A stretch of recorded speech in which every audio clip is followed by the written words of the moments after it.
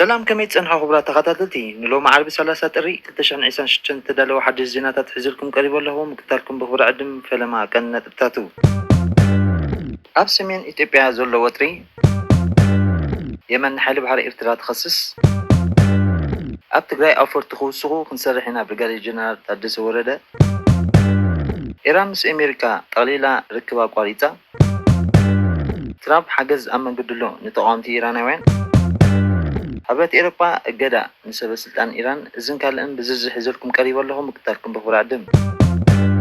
عبس مينو كفال إثيوبيا زكاة زولو وتادراو من قصقاس أمنو سوكف ساعتات يكاير كم زولو قل مجتات حبرو سراويت مكلخات فدرال كاب علاماتا رايا بالان كبابي عن كم سحابة عبزو قلت زولو أوان عب جنبار رايا حدش وتادراو وطري تفتيرو يركب مسمى رايا دحر مسحاب حيلتات مكلخال إثيوبيا كاب علاماتا رايا بالان سعيبو تنبوتاتات بحيلتات تقراي يقبو خم زولو حدش وطري ترائي خم زولو تقاليتو إذا خم زيلو كله AFP رويترسن أتاو دبلوماسيون منشتات بمتقاس كم زحبرو أتتفتيرو زبال زولو قلت وطرن እናገደደ ይመጻሎ አመዋስን ተኸባቢታት ክልል አምሓራን ትግራይን ካብ መጀመርያ ዝስሙናት ሒዙ ጎንፃዊ ይካየድ ምህላው ዘመላኽቱ ሓበያት እኳ ይወፁ እንተሃለው ጭቡጥ ሓበያታን ምርካብ ግን አጸጋሚ ኮይኑ ፀኒሑ እዩ እቲ ረፅሚ ነተን ክልላት ኣብ ዘሰሓብ ፀለም ተባሂሉ ዝፍለጥ ቦታታት ከም ዘጋጠመ ዝገለፁ እቶም ፀብፀባት እቲ ኩነታት እናባእሰ ይኸይድ ኣሎ ከም ዝበለ የመልክቱ ብተወሳኺ ስሙ ክርቋሕ ፈቃደኛ ዘይኮነ ዲፕሎማት ንኤኤፍፒ ኣብ ዝሃቦ ሓበሬታ ሓይልታት ትግራይ ምስ ሰራዊት ምክልኻል ሚሊሻ ኣምሓራን ይዋግኡ ኣለዉ ኢሉ ኣብ ዝሓለፈ መዓልታት ጎንፅታት ከም ዝነበሩ ዝተረጋገፀ እዩ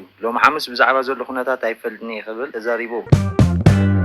أمهار قديات مبرق أفريقيا قدامي منستر أبي أحمد زخونة أعتقد تشورد داز مرحو سلفي لو ما أبزوج أو مغلتي بشان اخت علمتي رتم خمس تل على أراجعتو تبرزنت جزيام من هذا النبر أعتقد تشو مرحت حوات من ساعة تقرين نامت فا يوزدو خمس لو قبل كسيس لو بي جنرال تدس ورد زمر حق جزيام من هذا تقري حوات كونه منجس فدرال بزعاز حدش رسمي بوقع استوها بحبريتاي يلان بخلو وجن ويتوس نحد دبلومات تغيسو أبزس فروت أبزاب أبسمن أم عرب تقرين حتى الجزيز أنا حقونتي أم نقول سراويت مكلخلن حيلتات تقرين كم استخيلت صبتيبو اب تحت خل تقراي زما حدا زنبره حيالو بوتاتات ناي تصلمت تباي زفلت كبابي دهره مولع خوينات تقراي حيلتات تصدخل لامحران تقاصيصيرهم مهلاهم يفلت بمساله سمع بريتوريا اتستتخل محدارات امحرا فريسو ناي تقراي كتكا استغبر فتناتات كم تزدل عيسلتن كابو حليفهم ببوان نافرت مي وطرن كمرح صنيح ايو اب تخابب استمزابل تغارو نمربوتهم كملسو بزي مغبارهم زنقفو سمز تقراي فدرال منግስትነት سمع مخبارن ناي تقراي محدار ناب نبور كملس تقلبو يوم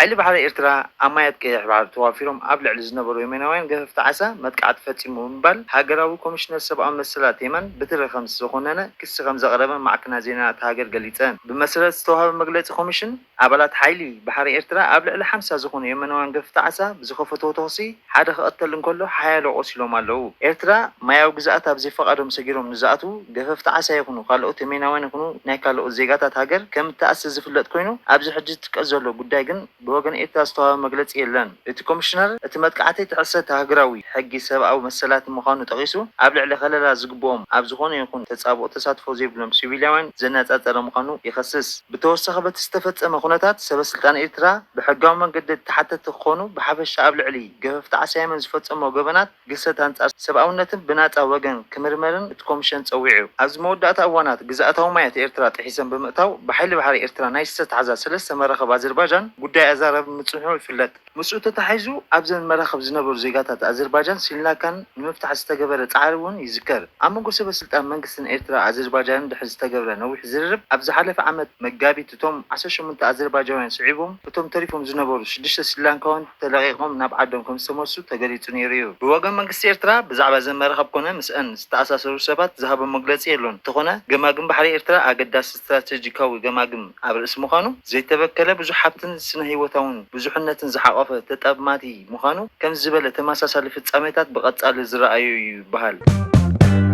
حالتات مكلخ الإثيوبيا حالتات فدرالن كابز كتماتات علامات أنكرهم كم زوجوا عبزلو تزول أوان ندحنتهم كبلو كاب تخبابي هادمهم زلو نبر تقليتهم قلت كيلا على بنفرح بتوقات نزوسدو سبنتي سقعت فتيلنا بنبال نبقرا تخبابيتات هادمهم زلو نبر تزاريبهم ناي تخبابي بعل سلطان زنبرة أبتع تجزيهم محدات تجري بعل سلطان زخونة نبار علاماتا أتو أزنابو دستا أبتع ختمه وترخم زنبرن نبر تهادمهم زلهم قليتو بيبس ززاربهم سمو كل زيت دلي سب تبع علامات هادمهم نابقبهم زخودو حبيرو عجي أبقى بينا زلنا هوتيلي لون ክቡራት ዝኾኑ ሆቴላት ጥራዮም ዘለዉ ድሕሪ ምባል ኣዝማት ዘለዎ እንዳዘመዱ ወይ ድማ ሓደ ክፍሊ ሆቴል ንክልተ ወይ ሰለስተ ሒዙ ከም ዘለዎ ይግለጽ። መብዛሕትኡ መንእሰይ ተገፊፉ ናብ ዓውደ ውግእ ከይውሰድ ሰጊኡ እዩ ዘሎ። ኩሉ ሰብ ካድም ዝደሊ ክብል ይውስኽ። ወሲኹ ሓይልታት ምክልኻልን ፌደራልን ነብሶም ከውፅኡ ጀሚሮም ካብ ማዓስከሮም ምስ ወፁ ህዝቢ ብእግሩ ይወፃእ ጀሚሩ። ብሓሙስ ንጎ ብመኪና ዝመፁ ሰባት ምጥቃስ ሕጂ መካይን ስለዝተኸልከለ ይወፁ ኣለዉ። ንብረት ሒዝካ ክትወፅእ ኣይከኣልን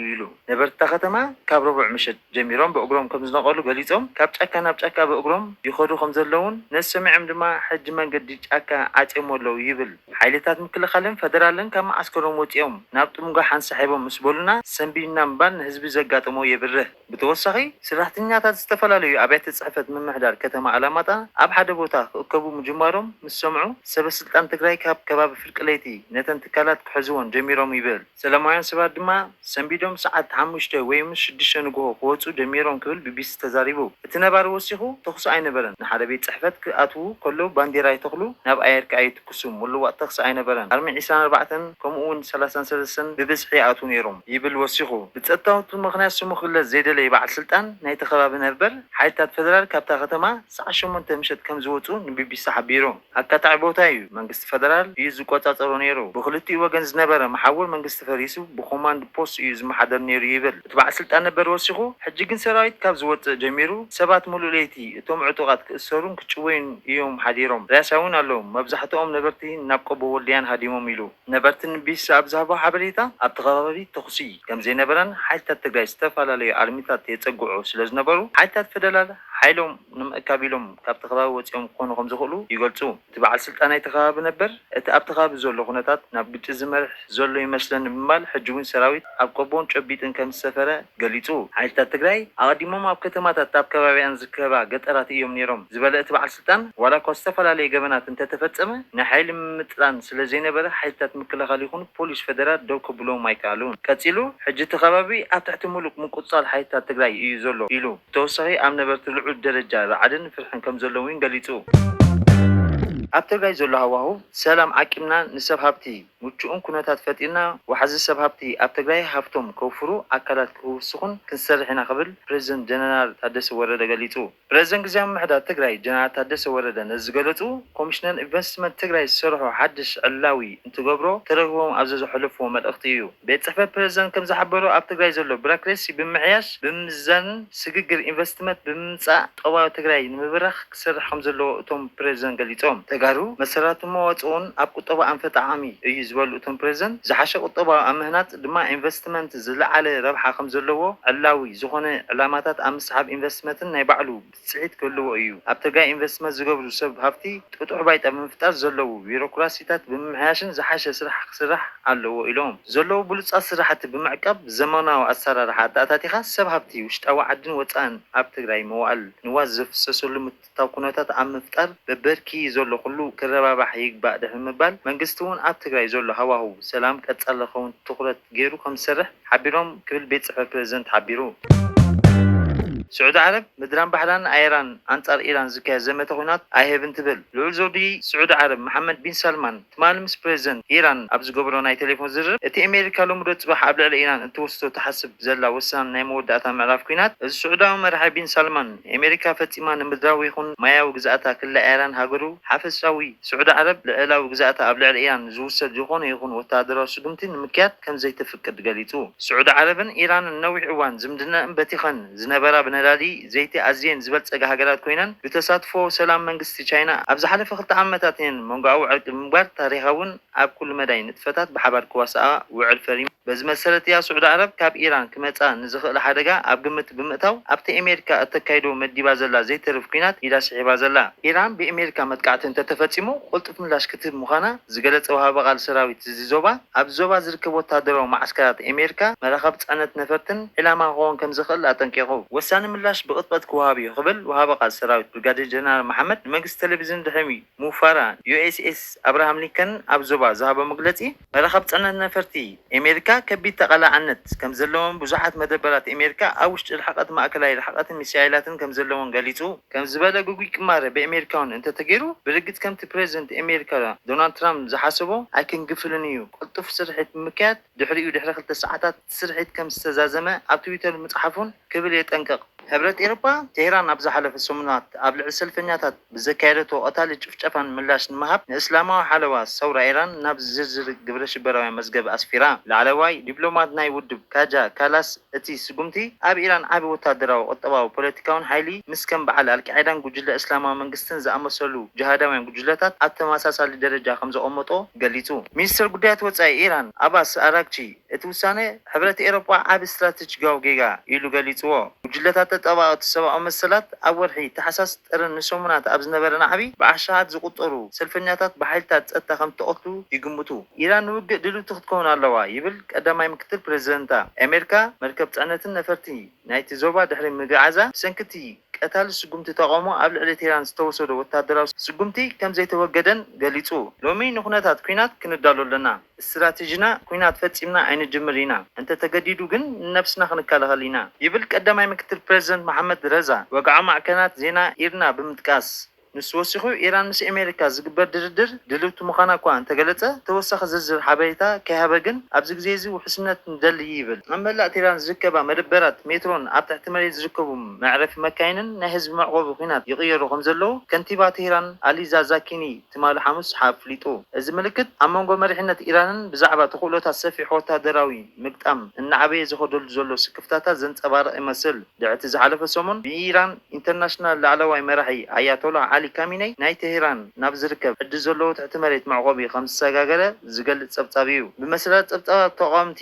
ኢራን ሳልሳይ ወዲ ኣያቶላ አሊ ካሚነይ ምሕደራ ናይቲ ላዕለዋይ መራሒ መዓልታዊ ሓላፍነት ወሲዱ ምስ ፈጸምቲ ኣካላት ናይ ስርዓት ርክብ ቀንዲ መስመር ኮይኑ የገልግል ከም ዘሎ ገሊጹ። ሚኒስትር ጉዳያት ወጻኢ ኢራን አባስ አራግቺ ዲፕሎማስኛታት ቱርኪ ንቴህራን ዓናኦ ክኸውን ዝኽእል ግጭታት ብዛዕባ ኒውክሌራዊ ፕሮግራም ዝዓለመ ዝርብ ንምክያድ ናብ አንካራ ይገይሽ ኣሎ። ፕሬዚደንት ቱርክ ረሲፕ ጣይብ ኤርዶጋን ኣብ መንጎ ዶናልድ ትራምፕን ኡራጋዊ መዘንኡ መሱድን ብቪድዮ ኮንፈረንስ ክካየድ ሓሳብ ኣቕሪቡሎ። 1000 ሰብ ኣልቦ ነፈርቲ ዝሓቆፈ ጉጅለ ዝተፈላለዩ ጨናፍር ሰራዊት ኢራን ከም ዘዕጠቐት ፍርቂ ወግዓዊ ማዕከናት ዜና ታናሲ ጸብጺቡ። እቲ ኣብ ቅድሜና ዘሎ ስጋኣታት ሰራዊት ንቕልጡፍ ውግእን ኣንጻር ዝኾነ ጨፍላቒ ምላሽ ንምጽዓንን ስትራቴጂካዊ ብልጫታቱ ይዕቅብን ይዕብዩን ይብል ኣዛዚ ዋና ሰራዊት ኣሚር ታሃሚ። ኢራን ኣቐዲማ ንመጥቃዕቲ ኣሜሪካ ኣብ ልዕሊ እስራኤል ኣብ ማእከላይ ምብራቕ ዘለዋ ረብሓታት ኣሜሪካ መጥቃዕቲ ምፍጻም ምላሽ ክትብ ከም እትኽእል ገሊጻ እያ። ፕሬዚደንት ኣሜሪካ ዶናልድ ትራምፕ ኣብ መጀመርያ ናይዚ ወርሒ ነቶም ኣንጻር ሃገሮም ዘሎ ስርዓት ተቃውሞኦም ዘስምዑ ዝነበሩ ኢራናውያን ሓገዝ ኣብ መንገዲ ኣሎ ክብል መልእኽቲ ሰዲዱ ነይሩ። ካብ ሽዑ ጀሚሩ ድማ ኣብ ዞባ ሩኡይ ምጥንካር ሓይልታት ኣሜሪካ ይርአ ኣሎ። ኣብ ዓለም ሓያል ወታደራዊ ሓይሊ ዘለዋ ኣሜሪካ ንኢራን ክትወቅዕ ከም እትኽእል ድሮ ኣብርኣያ እያ። ኣብ ዝሓለፈ ሰነ ዝተኻየደ ሜድናይት ሃመር ዝተሰመየ ስርሒት ንዩክሬናዊ ትካላት ኢራን ዒላማ ዝገበረ እዩ ነይሩ። እቲ ስርሒት ልዕሊ 100 ነፈርቲ ዘጠቓለለ ኮይኑ ጀታት ቢቱ ካብ ኣሜሪካ ብስቱር በረራ ነቲ ብባነር ባስተር ዝበሃል ቦምባታት ኣብ ዒላሙ የብፅሕ ነይረን። ሕጂ ዘሎ ሕቶታት ኣሜሪካ ንኢራን ክታርም ትዳሉ ኣላ ድያ ዝብል ሕቶ እዩ። ኣሜሪካ ድሮ ኣብ ማእከላይ ምብራቕ ሩኡይ ወታደራዊ ኣለዋ። ክሳብ 50,000 ዝበፅሑ ወታደራት ኣብቲ ዞባ ይርከቡ። ካብዚኦም እቶም 10,000 ኣብ ቀጠር ዝርከብ ማዓስከር ሓይሊ ኣየር አልዑደይ ዝርከብ ክኾኑ እንከለዉ ኣብ ዮርዳኖስ፣ ስዑድ ዓረብን፣ ኦማንን፣ ባሕሬንን፣ ሕቡራት ኢማራትን ዓረብን እውን መደበራት ኣለዎ። ኣብ ዝሓለፈ ሒደት ሳምንታት ብርኪ ዝበላ ነፈርቲ ኣሜሪካ ናብቲ ዞባ ከም ዝኣተዋ ስላያዊ ጸብጻባት ይሕብሩ። ትማሊ ሰንበት ኣብ መደበር ሓይሊ ኣየር አልዑደይ ኣብ ማእከላይ ምብራቕ ዝዓበየ ማዓስከር ኣሜሪካ ዝተሳእለ ኣሳእል ኣብ መወሰናስን ኣብ ዝርከብ ቦታታት ብርክት ዝበሉ ሓደስቲ ልዕለ ቅርጻታት ከም ተራእዩ ይሕብሩ። ኣሜሪካ ኣብ ዝሓለፈ ዓመት ኣብ ልዕሊ ኒውክሌሳዊ መደበራት ኢራን ድሕሪ ዘካየደቱ መጥቃዕቲ ቴህራን ናብ አልዑደይ ሚሳይል ከም ዝወንጨፈት ይፍለጥ። ሕጂ ድማ ኣብኡ ሓደስቲ ጸረ ኣየር መከላኸልን ዝኽተሉ ዘለዎም ይመስሉ ክብሉ እቶም ናይ ሳተላይት ምስልታት ዝተመልከቱ ክኢላታት ይገልጹ። ፔንታጎን ዝርዝር ናይቶም ምንቅስቓስ ኣይሃበን። ቢቢሲ ቬሪፋይ ግን ምምጻእ ኤፍ-15 ነፈርቲ ውግእ ነዳዲ ዝመልኣ ታንከራት ክከታተል ክኢሉ። ድሮናት ናይ ስለያ ነፈርቲ ፒኤት ፖሴይዶን ኣብ ጥቓ ክልል ኣየር ኢራን ክበራ ኣብ መርበብ ሓበሬታ ምክታል ፍላይት ራዳር 24 ተራእየን እየን። ከምኡውን ምምጻእ መጓዓዝያ ዘገልግላ ነፈርቲ ተራእየን ኣለዋ። ገሊአን ድማ ዝያዳ ስርዓት ምክልኻል ኣየር ዝሓዘ ምዃነን ይእመን። እዚ ድማ ትራምፕ ኣብ ልዕሊ መጥቃዕቲ ክፍጸም እንተኣዚዙ ኣሜሪካን ነፍሳን መሻርክታን ወሽመጥ ዓረብ ካብቲ ዝመጽእ ዝኽእል ናይ ሕነ ምፍዳይ መጥቃዕትን ምክልኻል ስጉምቲ ክትወስድ ከም ዝኽእል ዘመላኽት ምዃኑ ይግለጽ። ብሪጣንያ እውን ዞባዊ ጸጥታ ንምዕባይ ጀታ ናብቲ ከባቢ ልኢኻ ኣላ። ሓይሊ ኣየር ኣሜሪካ ኣብቲ ዞባ ዓቢ ወታደራዊ ልምምድ የካየድ ከም ዘሎ እውን ኣፍሪጡ እዩ። እዚ ኩነታት መጥቃዕቲ ይመጽእ ከም ዘሎ ዝሕብር ምዃኑ ገሊጹ። መጥቃዕቲ ዘካየዳ ነፈርቲ እትስከም መርከብ እውን ናብቲ ዞባ ምምጻእ ካልእ ምልክት እዩ። ኣብ ከባቢ ኢንዶ ፓሲፊክ ዝነበረት መርከብ ዩኤስኤስ አብርሃም ሊንከን ተገልቢጣ ናብ ወሽመጥ ዓረብ ከይተኣዚዛላ እታ መርከብ ኣበይ ከም ዘላ ንልዕሊ ሰሙን ህዝቢ ኣይተሓበረን ብሶኒ ካብ ወሽመጥ ዓረብ ወፂኣ ኣብ ዑመን ከም ተረኣያትን ብምግላጽ ኣብ ከባቢ ዑመን ዝህሉ ከም እትኽእል ይሕብር ኣሎ እዘን መጥቃዕቲ ንዘካየዳ ነፈርቲ ዝስከማ መራኸቢ ምልክት ወታደራዊ ሓይሊ ኣሜሪካ ኮይነን 17 ነፈርቲ ናይ ምስከም ዓመል ኣለወን ዶናልድ ትራምፕ ደርማስ ፍሎሪዳ ናይቲ ዞባ ክትኸይድ ኣላ እንታይ ከም ዝስዕብ ድማ ከሪእና ክብል ተዛሪቡ ነይሩ እዩ ላዕለዋይ ሰበስልጣን ምክልኻል ስልያ ሳዑዲ ዓረብን እስራኤልን ኣብዚ ሰሙን እዚ ኣብ ዋሽንግተን ዲሲ ከም ዘለዉ ኣሜሪካ ኣብ ልዕሊ ኢራን እንትገብሮ እትኽእል መጥቃዕቲ ብዝምልከት ምስምምሕዳር ትራምፕ ንምዝራብ ከም ዝኣተወ ኣክሲዮስ ንክልተ ሰበስልጣን ኣሜሪካ ካልኦት ክልተ ኣፍልጦ ዘለዎም ምንጭታት ብምጥቃስ ጸብጺቡ ብመሰረት ማዕከናት ዜና ሓላፊ ዳይሬክተር ስልያዊ ሰራዊት ምክልኻል እስራኤል ሜጀር ጀነራል ሽሎሚ ቢንደርን ዝርከቦም ሰበስልጣን እስራኤል ኣብ ኢራን ካብ ክህሉ ዝኽእል ዕላማታት ስልያዊ ሓበሬታትን ክካፈሉ እንከለዉ ሳዑዲ ዓረባውያን ድማ ብዲፕሎማሲያዊ መንገዲ ንኩናት ንምምካት ይጽዕሩ ኣለዉ ቢንደር ረቡዕ ምስ ላዕለዋይ ሰበስልጣን ፔንታጎን ሲአይኤ ዋይት ሃውስን ኣብ ዝተራኸብሉ ክልቲኦም ሰበስልጣን ኣሜሪካ ገሊጾም እዚ ከምዚ ኢሉ ከሎ ሚኒስትር ምክልኻል ሳዑዲ ዓረብ ካሊድ ቢን ሰልማን ንእሽተይ ሓዊ ሓያል ወራሲ ዓራት ሳዑዲ ዓረብ መሐመድ ቢን ሰልማን ምስ ሚኒስትር ጉዳያት ወፃኢ ኣሜሪካ ማርኮ ሩብን ፍሉይ ልኡኽ ትራምፕ ስቲቭ ወትኮን ትማሊ 5 ሎሚ ዓርብን ይራኸቡ ኣለዉ ኣብ ርእሲ ከተማ ኒጀር ኒያማ ኣብ ዝርከብ ቀንዲ ማዕረፎ ነፈርቲ ተኩስን ዓው ዝበለ ተፈንጃር ነገር ከም ተሰማዕ ማዕከናት ዜና ሮይተርስ ናጻ ምንጭ ሓቢሩ ሓደ ናይ ዓይኒ መሳኽን ሮይተርስ ኣብ ዝሃቦ ሓበሬታ ሎሚ ድሕሪ ፍርቂ ለይቲ ፍንጀራ ከም ተሰማዕ ሓቢሩ ነቲ ማዕረፎ ነፈርቲ ኣብ ጎኒ ቤዝ ኤርያን 101 ዝበሃል ቅድሚ ሕጂ ብወታደራዊ ኣሜሪካ ድሕሪኡ ድማ ብሩስያን ዝጥቀምሉ ዝነበሩ ወታደራዊ ማዓስከር ይርከብ ኣሜሪካ ዘመናዊት ሰላይት ነፋሪት ናብ ቀጠር ልኢኻ ኣብ ማእከላይ ምብራቅ ወጥሪ ኣብ ዝዓረገሉ እዋን ዋሽንግተን ሪቨን ጆይት ዝተባሃለት ብቴክኖሎጂ ዝማዕበለት ናይ ሰላይት ነፋሪት ናብ ዞባ ከም ዘዋፈረት ይግለጽ ኣሎ እታ ነፋሪት ካብ ነብራስካ ተበጊሳ ብዓባይ ብሪጣንያ ኣቢላ ኣብ ቀጠር ኣብ ዝርከብ መደበር ኣየል ኣል ኡደይ ዓሊባ እቲ ወታደራዊ ማዓስከር ካብ ገምጋም ባሕሪ ኢራን 270 ኪሎ ሜትር ጥራይ ርሒቑ ዝርከብ ብምዃኑ ነታ ነፋሪት ንወታደራዊ ንጥፈታት ኢራን በቀረባ ንምክታል ስትራቴጂካዊ ኩነታት ኣእትይወን እታ አርሲ 135 ቪ እትፍለጥ ነፋሪት ንኤሌክትሮኒካዊ ምልክታት መስመር መራኸቢታትን ስርዓት ራዳርን ብምቁጻር ብምትንታን ዝፍለጥ ምዕቡል ቴክኖሎጂ ምእካብን ስልያ ዝዓጠቐት እያ ክፍሊ ምክልኻል ኣሜሪካ ወግዓ መግለፂ እኳ እንተዝሃበ ሲቪል መረዳእታ ምክታል በረራ ፍላይት ራዳር 24 ግን ምምፅኣ እታ ነፋሪት ኣረጋጊጹ ኣሎ ኢራን ምስ ኣሜሪካ ዝገበረቶ ዲፕሎማሲያዊ ዝርርብ ምቁራጽ ኣረጋጊጻ ኢራን ኣብ ዑማን ምስ ኣሜሪካ ዘካየደቶ ናይ ምቁራጽ ልዝብ ከም ዝዛዘመት ብውግዒ ኣፍሊጣ ሚኒስትር ጉዳያት ወፃኢ አባስ ኣራግቺ ኣብዚ እዋን ዝኾነ ይኹን ድርድር ከም ዘይካየድ ገሊጾም ኣብ ልዕሊ ኢራን ወታደራዊ ስጋኣትን ጸቕጥን ኣብ ዝገጥመሉ እዋን ዝርርብ ከም ዘይካየድ ተገሊጹ ቅድሚ ሕጂ ኣብ መንጎ ክልቲአን ሃገራት ብሽምግልና እትፍለጥ ዝነበረት ዑማን ኣብዚ እዋን እዚ ንጡፍ መስርሕ ርክብ ከም ዘይብላ ኣረጋጊጻ ኣብ ማእከላይ ምብራቅ ዝለዓለ ወጥሪ ኣብ ዝረኣየሉ ዘሎ እዋን ምዕፃው ዲፕሎማሲያዊ መስመራት ተወሳኺ ኣልውላው ከስዕብ ከም ዝኽእል ሓደጋ ኣዓብዩሎ ናይ ፕሬዝደንት ፑቲን ኣብ ዋይት ሃውስ ተሰቂሉ ዘሎ ስእሊ ክተኣልዒሉ ፕሬዝደንት ዶናልድ ትራምፕ ምስ ፕሬዝደንት ሩስያ ቭላድሚር ፑቲን ኣብ አላስካ ኣብ ዋይት ሃውስ ዝተሰኣሎ ስእሊ ክሰቅል ምውሳኑ ኣብ ፖለቲከኛታት ኣሜሪካ ቁጣ ፈጢሩ ኣሎ እቲ ስእሊ ኣብቲ ምስ መንበሪ ፕሬዝደንት ዝተኣሳሰር ፋርም ሩም ዋይት ሃውስ ዌስት ዊንግ ተሰቂሉ ኣሎ እቲ ስእሊ ብወርቂ ፍሬም ዝተሸፈነ ኮይኑ ኣብ ትሕቲኡ ድማ ትራምፕ ምስ ወዱ ብተመሳሳሊ ዓቐን ዝተሰኣለ ስእሊ እዩ ትራምፕ ፕሬዝደንት ፑቲን ኣብቲ ስእሊ ጽቡቕ ይመስል ክብል ብምግላጹ ፕሬዝደንት ፑቲን ነቲ ስእሊ ከም ዝፈረመን ፈሪሙ ከም ዝመለሰሉን ገሊጹ እቲ ስጉምቲ ብፍላይ ድማ ኣብ ዲሞክራቲ ከም ዓብዪ ሕፍረት እዩ ተራዩ ስተነር ማርክ ዋርነር ትራምፕ ንፑቲን ኣብ ልዕሊ ህዝቢ ኣሜሪካ ስድራ ቤቱን ኣቐሚጥዎ ክብል ከሲሱ ኣቦ ወንበር ኮሚቴ ጉዳያት ወፃኢ ኤስቶንያ ማርኮ ስእሊ ናይ ዝዓበየ ገበነኛ ኩናት ኣብ መበል 21 ክፍለ ዘመን መንደቕ ዋይት ሃውስ እንተተሰቂሉ ፍትሓውን ሰላምን ንምዕዋት ገና ብዙሕ ክግበር ኣለዎ ክብል ስክፍትኡ ገሊጹ በንጻር ሩስያ በቲ ስጉምቲ ዕግበት ከም ዘለዋ ገሊጻ ላዕለዋይ ተደራዳሪ ሩስያ ጽቡቕ ስእሊ እዩ ስእሊ ሽሕ ቃላት ይዛረብ ክብል ርእይቱ ገሂቡ ትራምፕ ኣብ ካልኣይ ዕድመ ስልጣኑ ኣብ ውሽጢ ሓደ መዓልቲ ኩናት ሩስያን ዩክሬንን ከብቂዕ እዩ ክብል ቃል ኣትዮም ዝነበረ ይዝከር ዋላ እኳ ሓሊፉ ንፑቲን ይነቕፎ እንተነበረ ኣብ ዋላ ኣላስካ ግን ንፑቲን ዝለዓለ ወታደራዊ ክብርን ሂቦ እዩ ሰበስልጣን ዋይት ሃውስ ብወገኖም እቲ ፕሬዝደንት በብእዋኑ ምስ መራሕቲ ዓለም ዝገብሮ ርክባት ስእልታት ምቅያርን ምስቃልን ልሙድ ተርእዮም ምዃኑ እቲ ጉዳይ ከነኣስዎ ፈቲኖም ኣብ መንጎ እስራኤልን ግብፅን ሓድሽ ምስሓብ ተላዒሉ እስራኤል ብኣሜሪካ እትገብረላ ትፅዕኖ ኣብ ዝመፅእ ሰንበት መሳገሪ ዶብ ራፋሕ ክኽፈት መደብ ኣውፅያ ኣላ። እስራኤልን ግብፅን ቅድሚ ምኽፋት እቲ ዶብ ክዛረባ ፀንሐን እኳ እንተነበራ ኣይተሰማማዓየን ተፈላለየን። ምኽፋት መሰጋገሪ ዶብ ራፋሕ ጋዛን ግብፅን ዘራኸብ ኮይኑ ክልቲአን ሃገራት ክንደይ ሰባት ክሰግድ ኣለዎ ኣብ ዝብል ጉዳይ ኣይተሰማማዓን። ሰበስልጣን እስራኤል ሰንበት ዶብ ክኽፈት ከሎ ብዝሕዘሎም ሰባት ናብ ግብፂ ክኸዱ ኣለዎም ዝብል ሓሳብ እኳ ኣቅሪቦም እንተነበሩ ሰበስልጣን ግብፂ ግን እቲ ቁፅሪ ተመጣጣኒ ክኸውን ከም ዘለዎ ይምግቱ። ብመሰረት ፀብፃብ አልጀዚራ እስራኤል ዓመታዊ 150 ሰባት ብመሰጋገሪ ዶብ ራፋሕ ክወፁ ትሕቲ 50 ከኣትውን ሓሳብ ኣቅሪባላ። ግብፂ ብወገና እዚ እማመ ስደተኛ ነበርቲ ጋዛ ከተባብዕ ምዃኑ ብምግላፅ ከም ዘይትቕበሎ ኣፍሊጣላ። ኣብዚ ጉዳይ እዚ ኣብ መንጎ ክልቲአን ሃገራት ዘሎ ምስሓብ ሕጂ እውን ቀጻሊ ኮይኑ ክሳብ ሕጂ እዋን ኣብ መፍትሒ ኣይበፅሐን ዘሎ። ክቡራት ተኸታተልና ናይ ሎሚ ዝነበረ መደብና ነዚ ይመስል። ላይክ፣ ሼር፣ ኮመንት፣ ሰብስክራይብ ክትገብሩ ብክብሪ ዕድም። ሰላም ወሰናይ